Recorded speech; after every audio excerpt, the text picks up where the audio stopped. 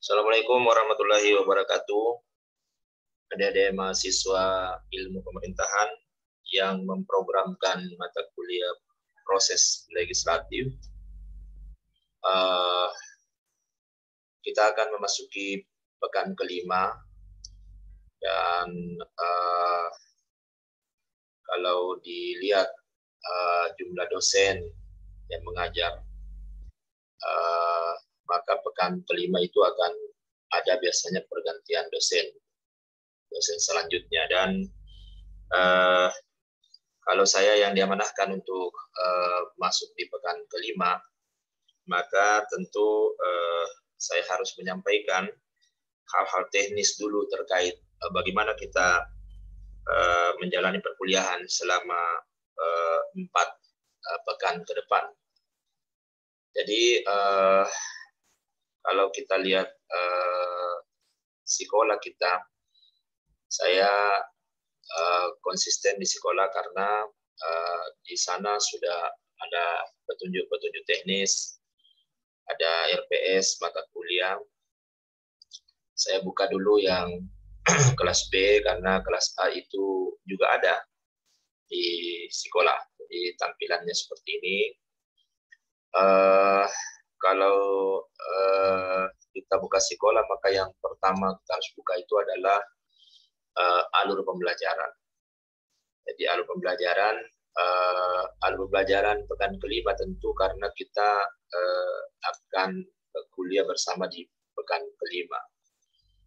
Nah, kalau kita lihat di pekan kelima ini penting untuk adik-adik mahasiswa lihat ya, karena ini adalah skenario pembelajaran dan juga ada submateri yang akan dikuliahkan pada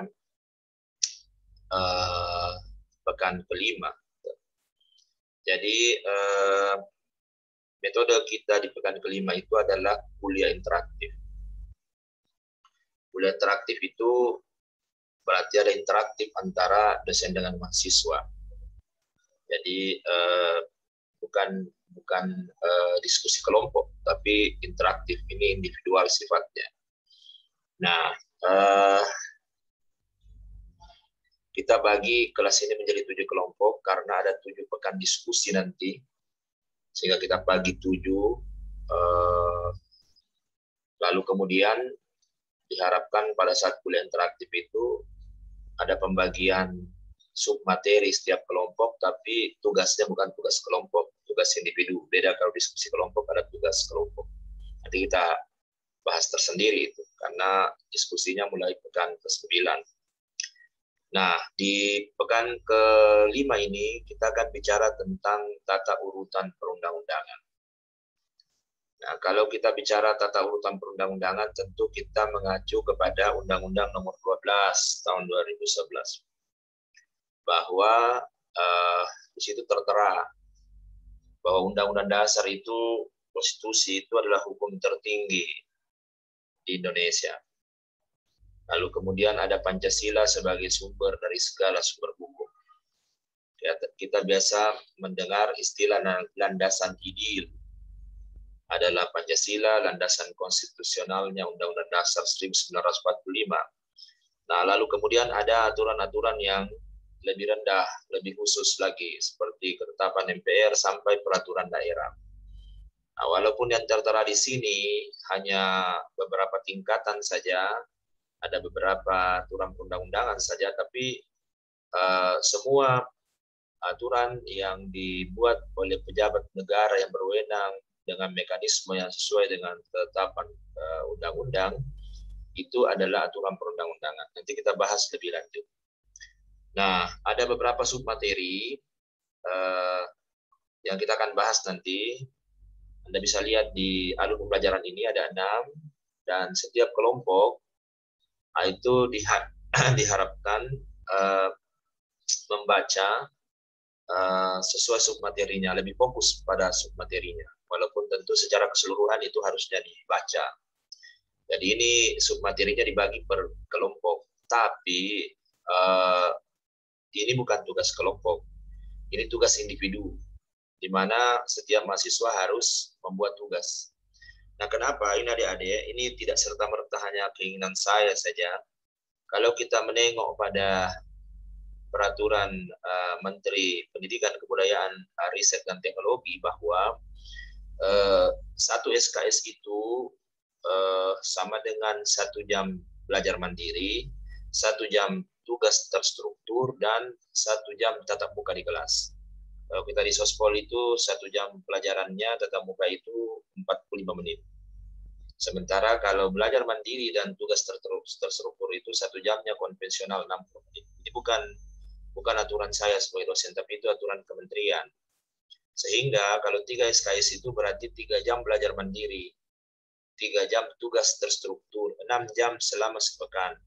Dan itu asinkronus. Asinkronus itu artinya bahwa ya selama 1 pekan. Jadi hitungan pekan itu misalnya kita kuliah pada hari Jumat, maka mulai hari Sabtu sampai Jumat berikutnya itulah pekan selanjutnya.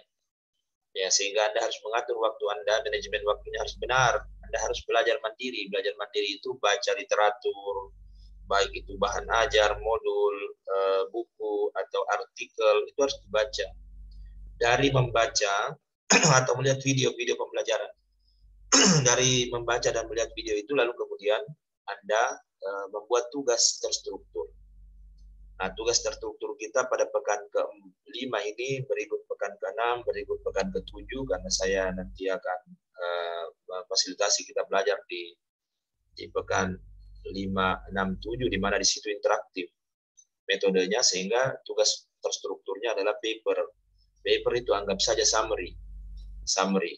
Jadi Anda sebenarnya di situ dilatih untuk membuat tugas, ada skill menulis, ada skill membaca sebelumnya belajar mandiri. Skill menulis harus ada, karena nanti di akhir studi kan Anda buat skripsi, sehingga Anda tidak susah lagi, karena skill menulis itu butuh kebiasaan. Ya, ada kalimat, ada paragraf, ya, ada hubungan antar paragraf. Dalam satu paragraf itu ada kalimat utama, ada kalimat penjelas. Di dalam kalimat utama ada ide pokok. Itu skill yang harus dilatihkan sebenarnya, sehingga Anda membuat paper itu langsung isi. Dan itu tugasnya individu. Kenapa kita bagi submaterinya? Supaya masing-masing ada yang fokus melihat submateri itu. Tapi secara keseluruhan mahasiswa harus baca materi itu. Ya, cuma kan kita mau interaktif. Kalau kita mau berinteraktif, berbagi, maka kita harus punya sesuatu yang berbeda, toh. Kalau sama yang kita punya, kita tidak perlu berbagi, karena kita kan punya hal yang sama. Tapi karena kita bagi submateri ini, itu juga melatih soft skill kita untuk bisa berbagi, berkolaborasi di kelas. Jadi sebenarnya ada stimulan-stimulan soft skill dalam belajar adik-adik yang kita mesti berikan, gitu. Nah, makanya kita bagi ini 6 submaterinya, kita bagi ke 7 kelompok. Tapi ingat, tugasnya bukan tugas kelompok, tugas individu. Ya, jadi belajar mandiri, tugas terstruktur 6 jam per pekan. Itu haknya mata kuliah ini terhadap Anda. Ya. Nah, kemudian di situ kan kita bicara mengenai sub-sub materi yang nanti kita akan bahas di kelas. Saya akan menyampaikan di kelas materi-materi itu. Nah, ini ada penjelasannya, bisa dibaca lebih lanjut, ya. Nah, tugas terstruktur itu Anda harus upload di sekolah. Harus ada upload di sekolah.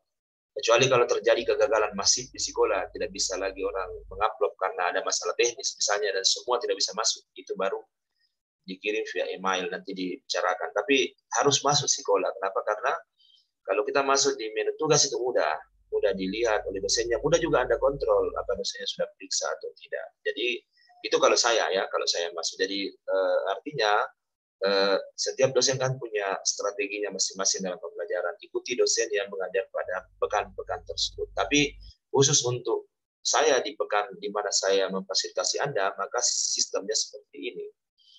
Kemudian kita akan kuliah 3 kali 50 menit.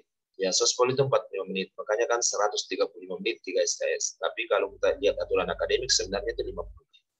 Cuma karena keterbatasan ruangan kita di UNAS, makanya sesi-sesi itu dibuat padat. Gitu. Kemudian ini nanti dilihat, intinya bahwa Anda masuk di menu tugas untuk mengupload tugasnya. Kemudian bisa masuk di menu forum, karena tidak mungkin kita submitting full, tidak ekonomis, tidak efisien, tidak efektif. Jadi Sehingga Zoom meeting ya tentu tidak bisa sinkronus sesuai dengan waktu 135 menit. Kita akan mengarahkan mahasiswa untuk masuk ke menu forum Sikola. Jadi ada menu forum di situ.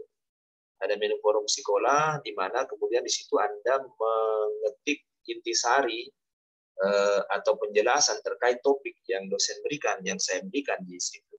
Sehingga sebenarnya ada kesempatan yang adil karena semua orang bisa menjelaskan intisari dari tugasnya atau penjelasan terkait topik tertentu. Jadi kira-kira itu yang kita melakukan. Dan di kelas nanti pada saat kita luring atau daring, ya via Zoom meeting, maka mahasiswa itu harus bisa menjelaskan. Saya akan tunjuk nanti mahasiswa untuk menjelaskan karena kita mau tahu apakah yang bersangkutan belajar mandiri dengan baik, apakah yang bersangkutan mengerjakan tugas terstrukturnya dengan baik, ya.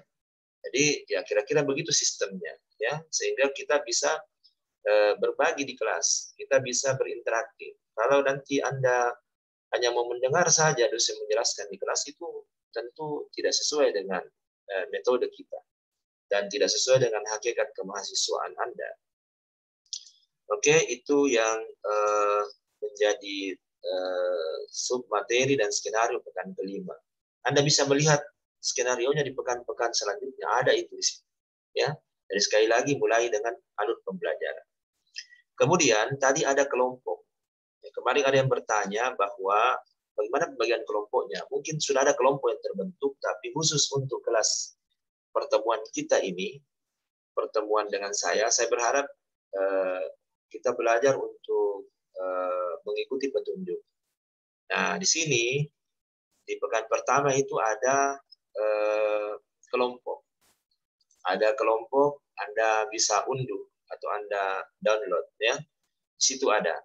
Nah, apa yang ada di situ adalah daftar kelompok, di mana daftar kelompok itu sebanyak 7 kelompok. Kelas A dan kelas B juga sudah saya buatkan, ya, dan ini berlaku setidaknya 4 pekan bersama dengan saya. Nah, ini kelas A, kelas B ini ada kelompok 1, 2, 3, 4, 5, 6, 7. Nah, kalau Anda dapat angka 1, berarti Anda kelompok 1. Begitu seterusnya. Begitupun dengan kelas A. Kelas A juga demikian. Anda dapat angka 1, berarti kelompok 1. Ini ada di menu alur pembelajaran pekan pertama. Anda bisa download di sini. Ya, Anda download di sini. Nah, artinya apa? Anda harus membuat tugas sesuai dengan kelompoknya Anda. Ya, harus membuat tugas sesuai dengan kelompoknya. Kalau ada kelompok terbentuk sebelumnya, biarlah kelompok itu terbentuk. Ya. Tapi di 4 pekan supaya lebih tertib, lebih teratur, kita ikut kelompok ini. Sehingga adik-adik setelah mengetahui kelompok tersebut, itu harus masuk di menu kelompok.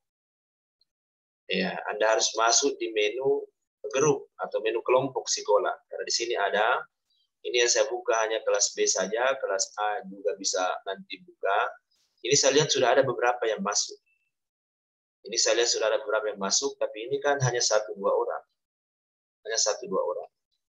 Nah, saya berharap adik-adik yang kemarin membentuk kelompoknya sendiri, ini bisa keluar dari kelompok ini kalau tidak sesuai kelompoknya dan masuk di kelompok yang benar, sesuai dengan daftar yang saya kirimkan.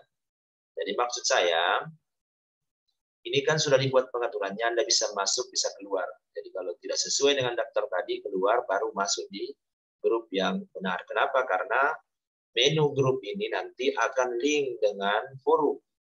Jadi kalau salah grupnya, maka forumnya nanti juga bisa tidak sesuai. Ya.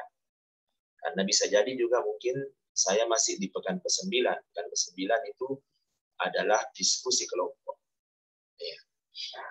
Sesuai dengan RPS kita. Ya. Nah, ini saya lihat ada beberapa di pekan pertama ini sudah ada 13 orang sudah mereply sih, tidak ada masalah. Ya, pekan kedua juga kelihatannya ada, 3 juga ada, 4 ada, tapi di pekan kelima yang sangat penting karena memang saya masuk di situ. Anda harus mengetik intisari, bukan copy paste teks, bukan juga upload file, tapi mengetik intisari, ya. Dan saya pikir Anda sudah tahu karena sudah paham di 2019 kan sudah pernah sekolah sebelumnya. Nah, itu saya pikir bagi adik-adik, yang lain itu link dengan nilai nanti kita pikirkan. Di menu tugas juga begitu. Saya lihat ada beberapa yang sudah kumpul tugasnya di pekan kedua, 3, 4, ya silahkan. Ya, tapi yang utama nanti adalah pekan 5, 6, 7, 9. Ya, nanti diupload di situ karena saya akan memeriksa tugas di situ. Ya, itu saya pikir penjelasan teknis dari saya untuk adik-adik semua. Nah, saya berharap semua belajar mandiri, semua buat tugas terstruktur. Nanti di kelas saya akan menjelaskan materi. Nah, mungkin seperti mata kuliah lain, saya akan merekam materi, lalu kemudian saya akan kirim. Apakah saya invite ke upload ke sekolah atau saya akan kirim ke WA group, nanti kita lihat. Nah, nanti itulah yang kemudian kita akan lihat di kelas kita. Setelah itu ada kesempatan bagi mahasiswa menjelaskan apa yang menjadi tugasnya. Kira-kira seperti itu gambaran gambaran kelas kita. Ya, baik, terima kasih. Assalamualaikum warahmatullahi wabarakatuh.